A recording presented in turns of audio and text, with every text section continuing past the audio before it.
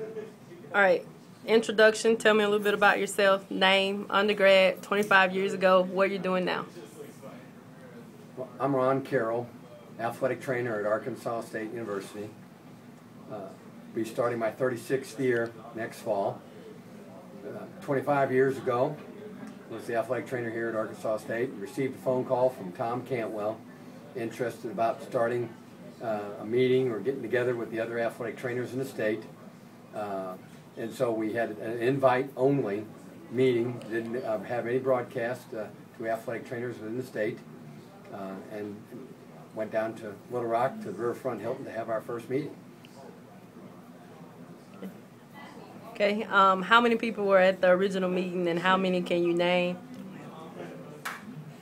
Well, I always thought there were maybe about 9, and ended up after looking at the minutes of the meeting, and as always, you have documentation so that you can remember what happened 25 years ago, and that's a good lesson for all athletic trainers to document.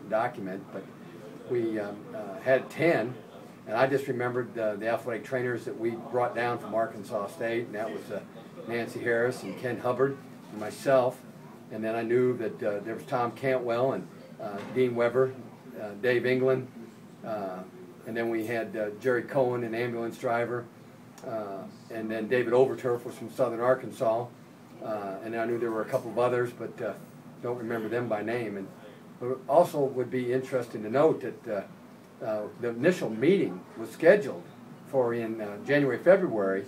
Don't recall the date, but there was a snowstorm that came through, and so we canceled the initial meeting, and then we decided to have it on the Sunday after the Razorback Red-White scrimmage, and that's when the first meeting occurred. But it was originally scheduled for in the winter and was canceled because of the winter storm. Okay. The evolution of 25 years, then versus now, in your own words. Well, athletic training is, for the profession, has changed an awful lot in my time, and I mean, we didn't have a nerve at all that we had to learn, any dermatones, myotones, or any of those things. Those weren't part of athletic training. Again, there were a lot of coaches. Again, one of the old things that I remember a coach coming in and eating Kramer-Jezik to prevent cotton mouth. I mean, so there were so many old things that you learned, and some of them I still use today, you know, Kramer-Jezik packs and how successful those are. But I think that the profession, as far as the number, I mean, when we first started, or when I started 35 years ago, there were only 3 certified athletic trainers in the state. You know, and now we have, you know, whatever, 200 or so in the state. Of course, licensure, educational approved curriculums in the state. So definitely a lot has occurred, and as we all know, there's still a lot more to occur to get to where we feel like we all need to be. Okay. Do you have any advice or encouragement for up-and-coming athletic trainers? I think advisement for up-and-coming athletic trainers is involvement. I mean, you get out of it what you put into it. As they say, if you know, don't read the stock pages, that's because you don't have anything invested. I mean, we all need to invest time. I think if anyone's looking to, the riches of athletic training are not dollars and cents, you know, but the satisfaction of knowing that you can make a difference in a young athlete's life, you know, preventing re-injury, helping a team be successful. I mean, even as, you know, something as simple as, you know, hydrating an athlete and maybe preventing someone from having heat illness and dying. Okay. What direction would you like to see the field go or grow?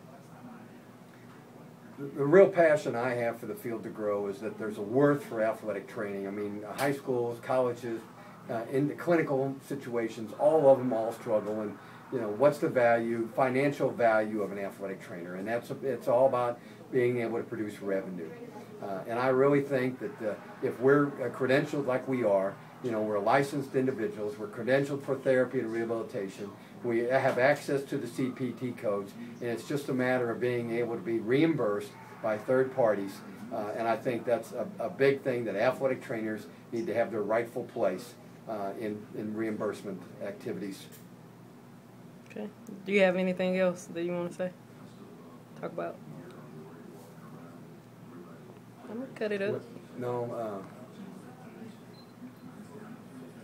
I think athletic training in the state of Arkansas has many proud moments, and I wanted to even go back and do some research. And sometimes people, think that Arkansas was either 49th or 50th to Mississippi, and Arkansas had a state association long before half of the other states had an association. And so we're proud of that we are organized and recognized athletic training early on. And then right away, with the passage of our Licensure Act, and we've grown from that, and then we've got our own board. We're also on the Any Willing Provider list and recognized as an allied field in the state of Arkansas. With the recent passage, for the care for high school athletes, and it's baby steps, and we've progressed, through the years. And we've come a long way, and we still have other ways that we can go, and there's plenty of room for young professionals to get involved and take us to the next level. All right. Thank you, sir.